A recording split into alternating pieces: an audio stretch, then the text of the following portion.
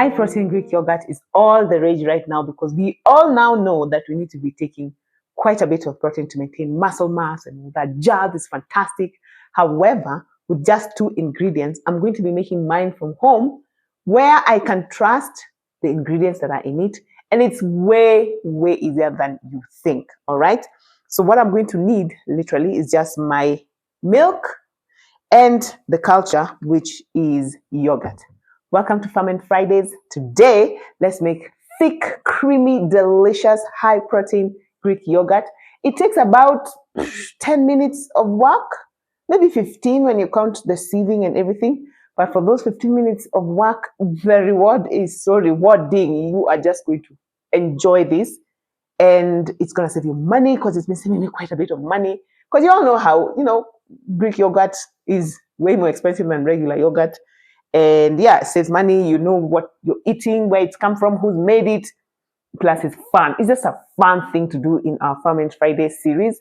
So the first thing I want us to do is to warm our milk to 42 degrees centigrade, all right? I have a thermometer. Here it is. I have a thermometer that I use. But before I got this, for years and years and years, I just used to use my little pinky finger, clean and washed.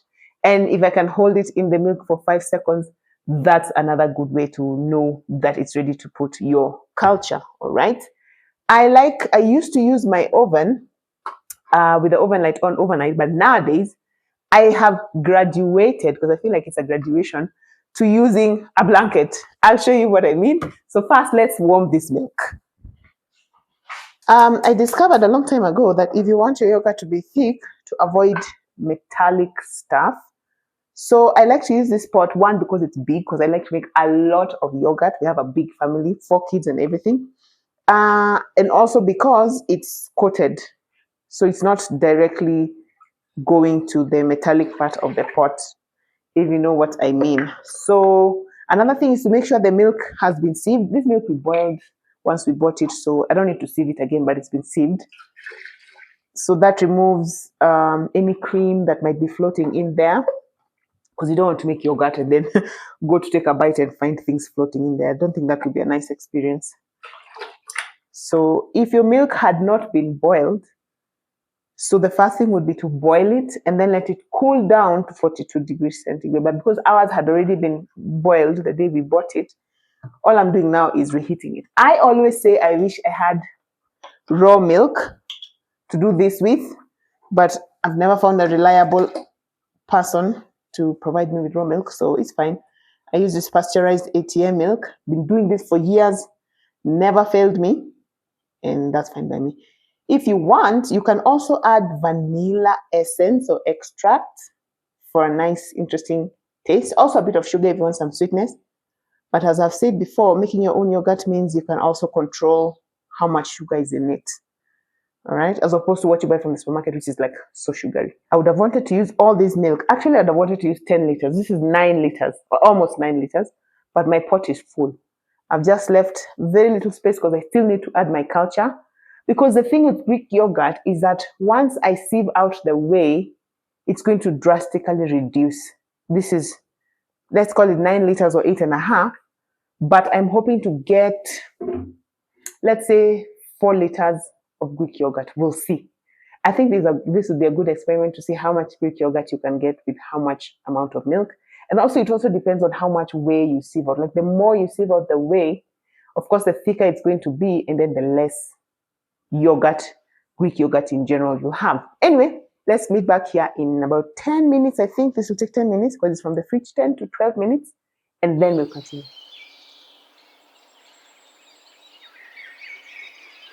It's been about 10 minutes, so let's see where the milk has reached. Actually, it's gone all the way up to 48. It's supposed to be at 42, but I'm not so worried because the yogurt is also from the fridge, so it's a bit cool as well. So sort of going to cool it down a little bit to where I want it to be. I also have some vanilla essence here. I just eyeballed this, guys. It's vanilla. I mean, I don't think you can ever put too much of it. Plus, the batch it's a lot of yogurt. For the culture, I use regular natural yogurt, unflavored. Ideally, I'm supposed to leave this outside of the fridge to get to room temperature before I start making the yogurt. But I always forget because the minute we buy, we put it in the fridge so it doesn't go bad, obviously. And then I forget to remove it when I'm getting ready to make the yogurt until it's actually time to make the yogurt. And I'm like, oh boy, it's quite chilled, but it's fine. So I'm just going to mix this in, and that's it. Literally, that is it for now for making regular yogurt. But because we're making Greek yogurt, there'll be the sieving process. I use a lot of culture. I use 500 milliliters of it, but I think for this batch, even 250 ml would do. But I don't know. I always like to err on the side of caution. My pot is so full, but I should be able to stir with no problem. So I'm just going to stir in the culture,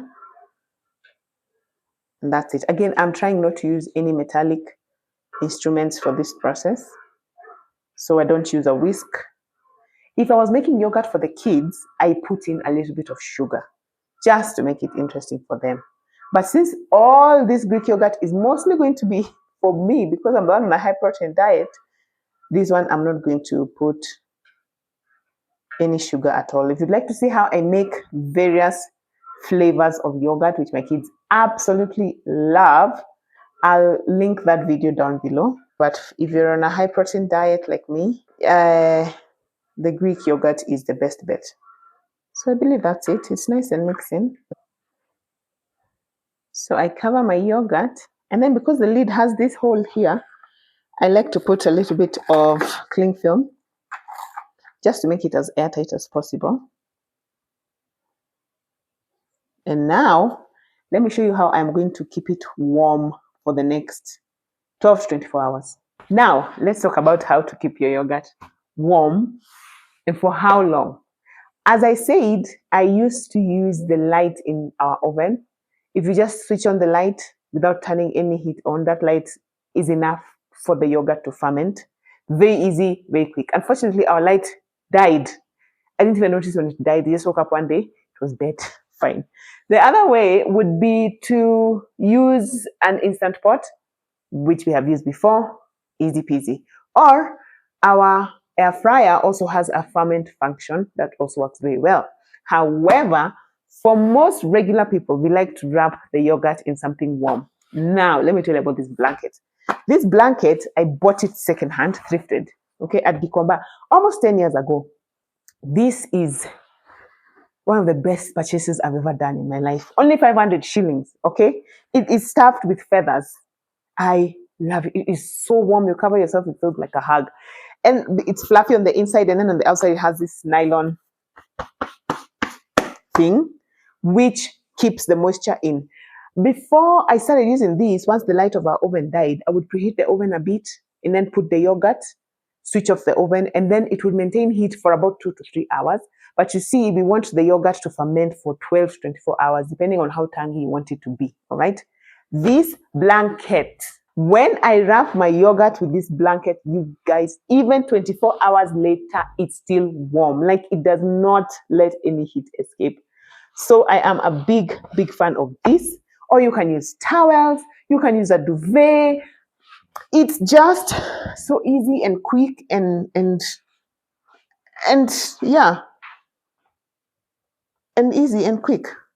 Actually, what I like to do, I like to put the blanket in my ferment corner, right next to my kombucha here, so that, because it's going to be hard to move it with the yogurt on top. Oof, that's heavy. So normally I will just bring this here with one corner bit there, because it's what I'm going to use to wrap. And then I put my yogurt there, potential yogurt. Oh, I've never filled this pot this much. That's fine, more yogurt for me. And then I just wrap it. Wrap it. And wrap it like a baby. Easy. Literally, it's going to stay warm until 24 hours later. It's just so fascinating. I love this blanket. But as I said, you can use any fabric that you want, or all those other methods, all right? So let's check back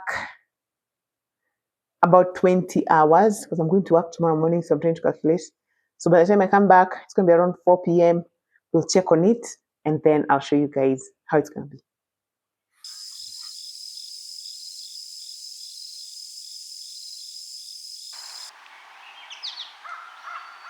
It's been about 20 hours since we made our yogurt, and let's just see how it is doing. And then what we're going to do is we're going to sieve it, all right? And normally that takes about 4 to 6 hours, depending on how much liquid you want to remove. But here we go. It's still warm to the touch. Like, you can feel it. This blanket, I'm telling you guys, this blanket is the real deal. My pot was quite full until the yogurt is touching the lid. Thank you, baby. So here's our yogurt. It's quite thick, as you can see. Quite thick. But we want it even thicker. So what I have here, I have a bowl. Then I have my colander. So I put my colander on top of my bowl like that. And then I line it with a muslin cloth.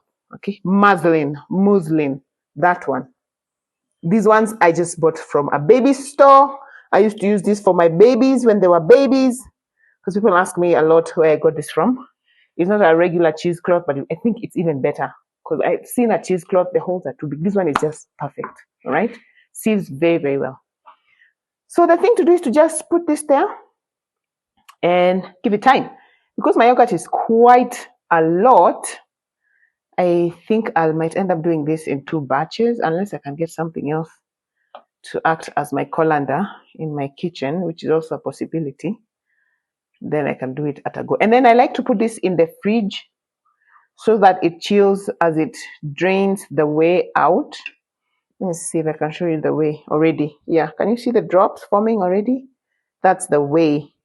And that's the carbohydrate part of the yogurt, which I'm trying to reduce for me because I don't need that. So this is easy as pie. And then we'll come back and check on it after about 4 hours. I'd really like to drain both of them at the same time because it's going to save me effort. So I like to cover it just like this before it goes into the fridge. And then it goes in. Then we'll check back with you guys in about 4 hours, 4 or 5 hours. We'll see.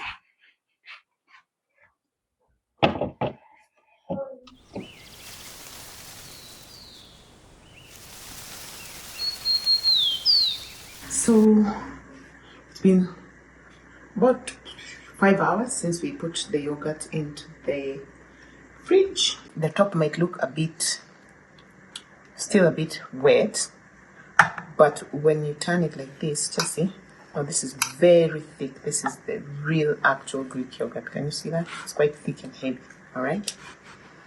So let me put it into my 2-liter container. See how much we got. And let me show you how much whey we have collected down here. It's quite a bit. Now, the other times I make Greek yogurt, I try to make the best use of the whey. Used it for cooking, making rice, making porridge. Guess who did not like it? My children. So I don't know what to do with it. Please, if you have ideas, share with me. Now let me show you how thick this is now that we've removed the whey.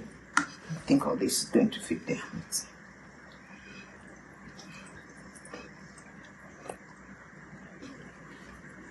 see. Just on the brim. Check that out.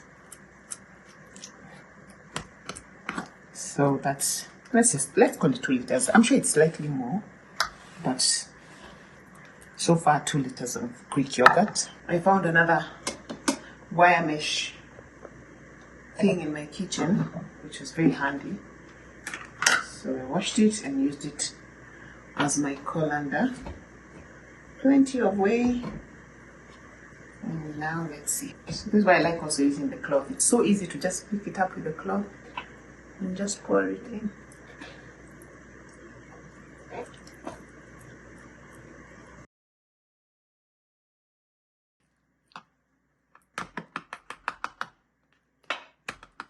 So I guess you could say from 8.5 liters of milk, I got 4 liters of Greek yogurt. I mean, can you see how thick this is? It's not budging, it's like quite thick. I'm super excited for this. And yeah, I mean, I can only imagine how much it would be to buy 4 liters of Greek yogurt in the supermarket, but this is the real deal. So what I want to do is I want to make chia pudding with this Greek yogurt. I want to make a batch of it so that I can have it as my snack in the afternoon or my dinner, depending on how the day is going. So let me show you that. It's so easy and it just keeps so well in the fridge, and it's going to help me as the week progresses, right?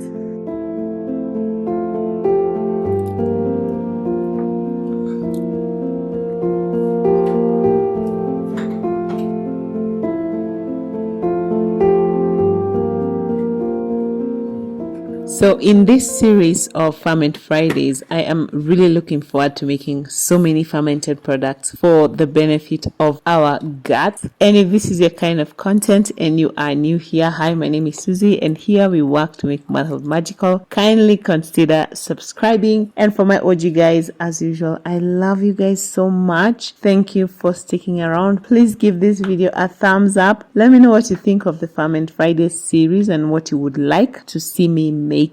And if you've been noticing, like many of you say that you have not been seeing my uploads, it's because YouTube changed their algorithm. So if you watch the video but don't interact, like leaving a like or a comment especially, then they will not be showing you our videos, which is pretty sad because we think you guys really like our content. So that's what we're working on here. I'm so glad to see you and look forward to fantastic fermented videos every Friday.